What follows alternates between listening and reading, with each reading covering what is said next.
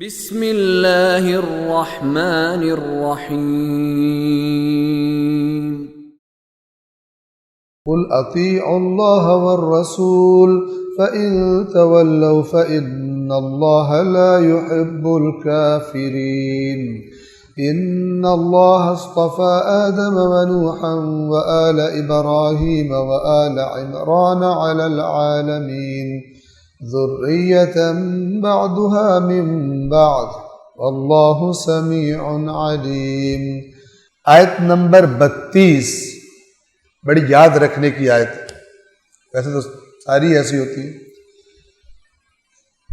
آپ کے سامنے ترجمہ کھولا ہوا ہے، ترجمہ دیکھیے۔ قل اطیعوا اللہ والرسول، کہہ دیجئے اللہ اور رسول کی اطاعت کرو۔ اوپر کہا تھا اللہ سے محبت کرتے ہو میری اطاعت کرو، اب اوورآل بات کر دی، میری اور اللہ کی اطاعت میں فرق۔ اللہ فرما رہا ہے اے رسول ان سے کہیے اللہ اور رسول کی اطاعت کرو۔ فَإِن تَوَلَّوْا، پس اگر وہ یعنی یہ لوگ روح گردانی کریں، اطاعت نہ کریں آپ، فَإِنَّ اللَّهَ لَا يُحِبُّ الْكَافِرِينَ، تو اللہ کافروں سے محبت نہیں کرتا، اللہ کافروں کو پسند نہیں کرتا۔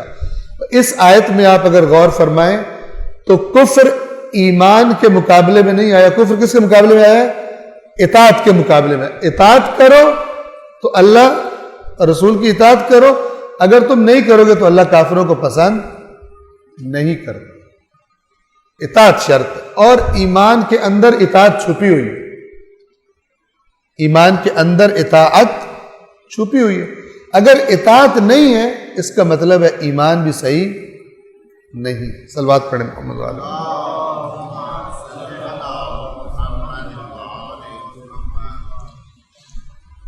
ان اللہ اصطفى آدم ونوحا وآل ابراہیم وآل عمران علی العالمین، یقیناً اللہ نے آدم کو،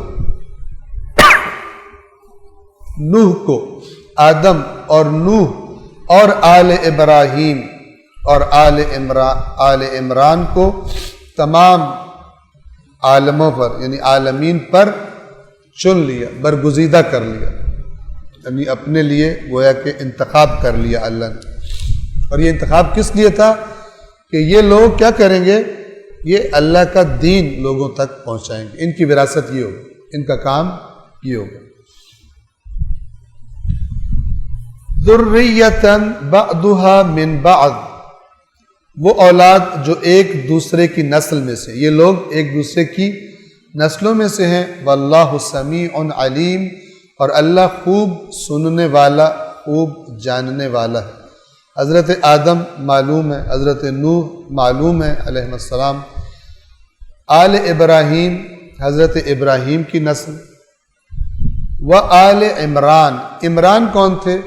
یہ حضرت ابراہیم ہی کی اولاد میں سے تھے، خدا کے نیک بندے تھے، بعض کے مطابق یہ بھی نبی تھے۔ ان کی طرف اللہ تبارک و تعالیٰ کی طرف سے یہ خبر پہنچی کہ ان کی اولاد میں سے اللہ کا ایک بہت برگزیدہ نبی پیدا ہو۔ ان کی جو اہلیہ تھی ان کا نام تھا حنہ، ہا نون پر تشدید اور دوسری ہا گول والی، حنہ۔ تو انہوں نے اپنی بیوی کو بتایا تو انہوں نے نظر مان لی کہ جو بھی اللہ مجھے اولاد دے گا، اور ذہن میں کیا تھا؟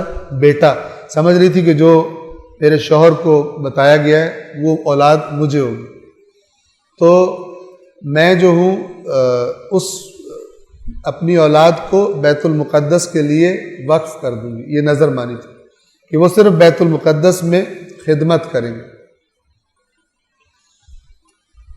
تو یہ عمران حضرت ابراہیم کی اولاد میں سے ایک شخص۔ اللہ نے آل ابراہیم اور آل عمران کو عالمین پر چن لیا۔ صدق اللہ العلی العظیم۔